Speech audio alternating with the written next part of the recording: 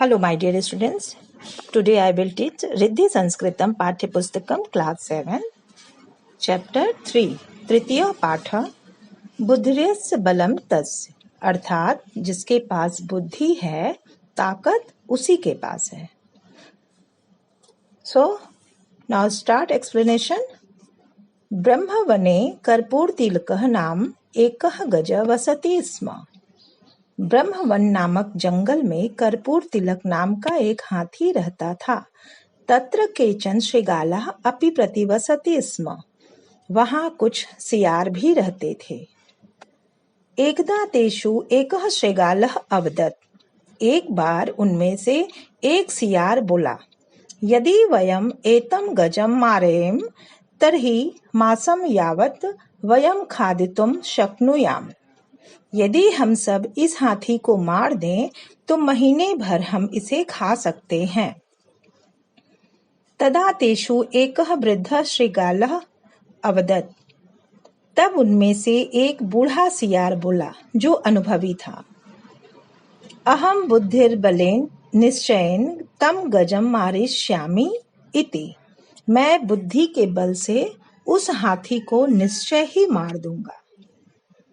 तदंतरम गजम अन्वेषयन् सह गजस्य समीपम गत्वा तम साष्टांगम नमस्कृत्य अवदत्. उसके बाद हाथी को ढूंढते हुए वह हाथी के पास जाकर साष्टांग नमस्कार करके बोला, हे गजराज मयि दयस्व. हे गजराज मुझ पर दया करो. गजः शृगालम पृष्टवान कोऽपि त्वम्. हाथी ने सियार से पूछा, कौन हो तुम? अत्र किमर्थम आगतवान. यहाँ क्यों आए हो? तदा शृगालः अवदत्. तब सियार बोला, वने जंतवः वसन्ति किंतु कोऽपि राजा तेषां नास्ति. तब सियार बोला, जंगल में जानवर तो रहते हैं किंतु उनका कोई राजा नहीं है. ते राजानां विना जीवितुम न शक्नुवन्ति. वे राजा के बिना जीवित नहीं रह सकते. अतः ते सभां कृत्वा मा सूचितवन्तः यत्. अतः इसलिए उन्होंने सभा करके मुझे सूचित किया यत् कि यदि गजराजः अस्माकं राजा भवेत् तर्हि वरम्. यदि गजराज हमारा राजा बन जाए तो सर्वश्रेष्ठ है, बहुत उत्तम है. अहम तेषाम एव संदेशः नीत्वा अत्रागतो अस्मि. मैं उनका यह संदेश लेकर यहाँ आया हूँ. Dear students, page number 18 completed. Now start page number 19. कर्पूर तिलकः एतत् श्रुत्वा प्रसन्नः अभवत्. कर्पूर तिलक हाथी यह सुनकर बहुत प्रसन्न हुआ. तस्यानुरोधम अंगीकृत्य सह तम अनुसृतवान्. उस सियार का उसने अनुरोध स्वीकार करके वह हाथी उस सियार का अनुसरण करने लगा, अर्थात उसके पीछे चलने लगा. सः चतुरः शृगालः तम कर्पूर तिलकम एकस्य गर्तस्य समीपम अनयत्. वह चालाक सियार उस कर्पूर तिलक हाथी को एक गड्ढे के पास ले गया. वह चालाक सियार उस कर्पूर तिलक हाथी को एक गड्ढे के पास ले गया. एकस्य गर्तस्य समीपम अनयत्, अर्थात उस गड्ढे के पास ले गया. तस्मिन् गर्ते पंकः आसीत् सः गजः तस्मिन् गर्ते अपतत्. उस गड्ढे में कीचड़ था. पंकः मतलब कीचड़. वह हाथी उस गड्ढे में गिर गया. तस्मिन् गर्ते अपतत्, अर्थात वह गड्ढे में गिर गया. सः शृगालम अवदत्.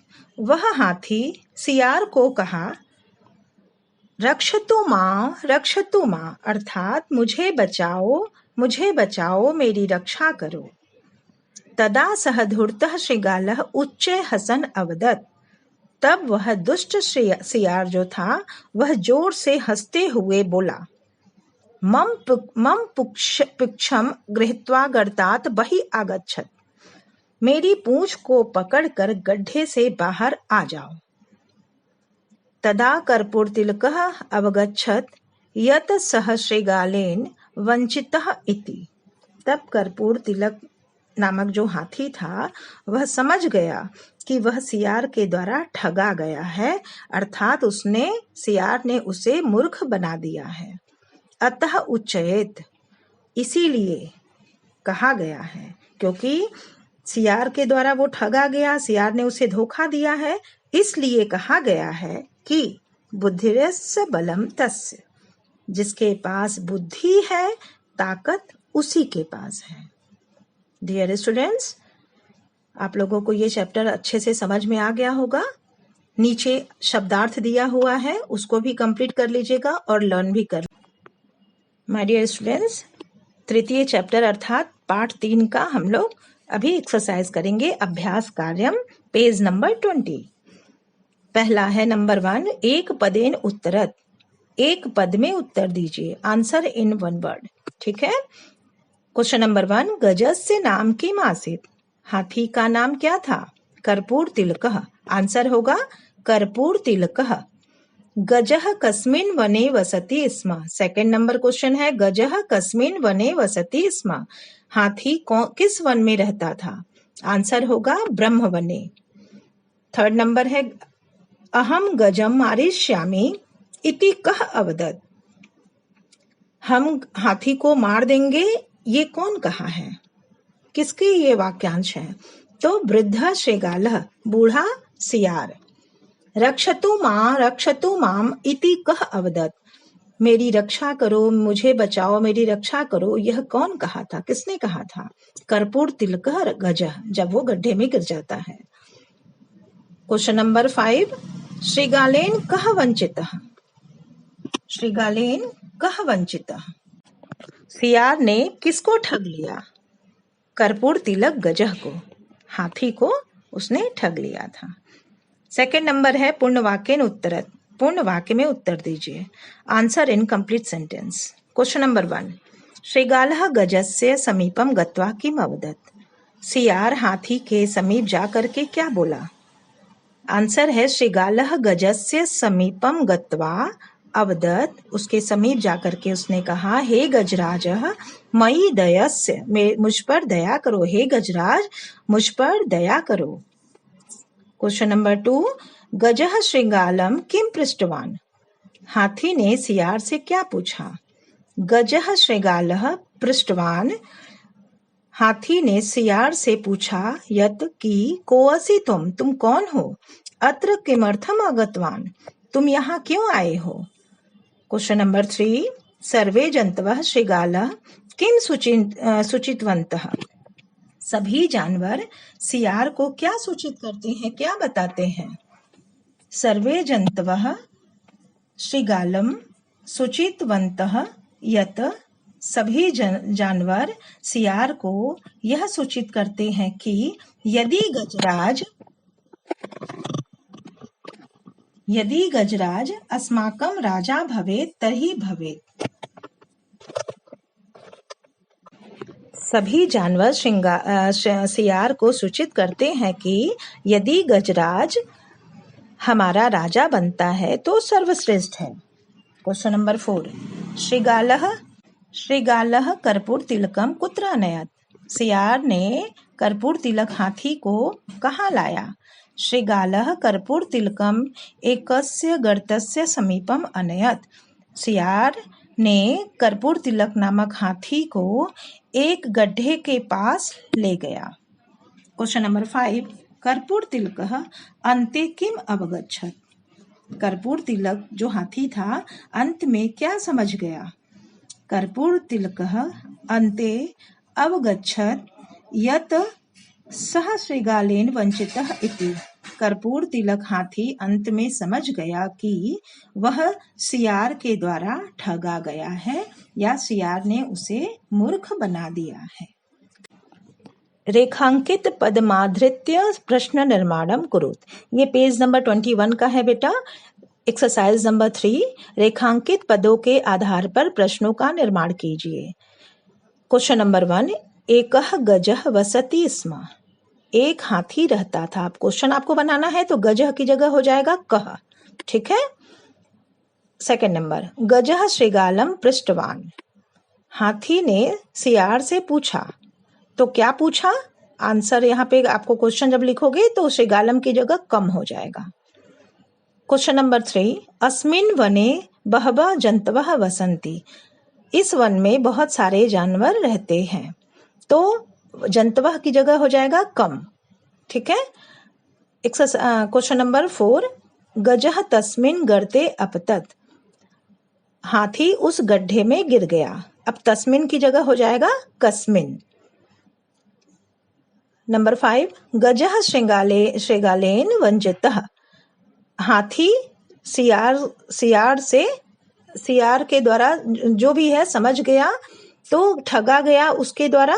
तो श्रृगालेन की जगह हो जाएगा केन। किसके द्वारा ठगा गया? अर्थात श्रृगालेन। आंसर होगा श्रृगालेन। तो श्रृगालेन की जगह केन हो जाएगा। अब एक्सरसाइज नंबर 4 पे आते हैं। मंजुषात पदानि चित्वा रिक्त स्थानानि पूरयत। मंजुषा की सहायता से रिक्त स्थानों की पूर्ति कीजिए। अर्थात यहाँ पे कुछ शब्द दिए गए हैं जिनको देख करके आपको इसको फिल करना है। तो पहले होगा फर्स्ट नंबर, देखिए ये पैराग्राफ जैसा दिया हुआ है और इसी में आपको पूरा फिल करना है। तो पहला जो फिल इन द ब्लैंक्स है वहां पे होगा गजम, तदंतरम गजम अन्वेषयन। सेकंड नंबर में होगा गजस्य, सह गजस्य समीपम गत्वा तम साष्टांगम नमस्कृत्य। वह तदंतरम गजम अन्वेषण मतलब उन्होंने हाथी को ढूंढा। वह गजस्य, वह हाथी के समीप, गत्वा मतलब गए, तम साष्टांग नमस्कृत्य अवदत, और उसको नमस्कार करते हुए, साष्टांग नमस्कार करते हुए बोले, हे गजराज मयि दयस्य। हे गजराज मुझ पर दया करो। गजः एतत् श्रुत्वा प्रसन्न अभवत। हाथी इतना सुन करके प्रसन्न हो गया। तो थर्ड नंबर पे फिल इन द ब्लैंक्स जो है वहां पे प्रसन्न हो जाएगा। तस्मिन् गर्ते पंकः आसीत्। उस गड्ढे में कीचड़ था। सह गजः तस्मिन् गर्ते अपतत। नंबर 4 में गर्ते होगा। गर्ते मतलब गड्ढे में। वह हाथी उस गड्ढे में गिर गया। Clear students? तो number 1 fill in the blanks में होगा गजम, नंबर 2 गजस्य, नंबर 3 नमस्कृत्यस्य, नमस्कृत्य, एंड 4 नंबर में प्रसन्न, एंड 5th में गर्ते। क्लियर? एक्सरसाइज 5, पदानां मूल शब्द विभक्ति वचनम च लिखत। पद परिचय दीजिए। ठीक है। अब आपको क्या करना है, यहाँ पे मूल शब्द दिया, मूल शब्द आपको लिखना है, इसके बाद विभक्ति लिखना है और वचन लिखना है। एक वचन बहुवचन जो भी है वो लिखना है। तो बेटा नंबर 1 में देखिए श्रृगालः। फर्स्ट नंबर यहाँ पे एग्जाम्पल दिया हुआ है, जैसे गजह, गजह का मूल शब्द हो जाएगा गज यानी हाथी, और इसके बाद है ये विभक्ति कौन सी है? प्रथमा है। वचन कौन सा है? एक वचन है।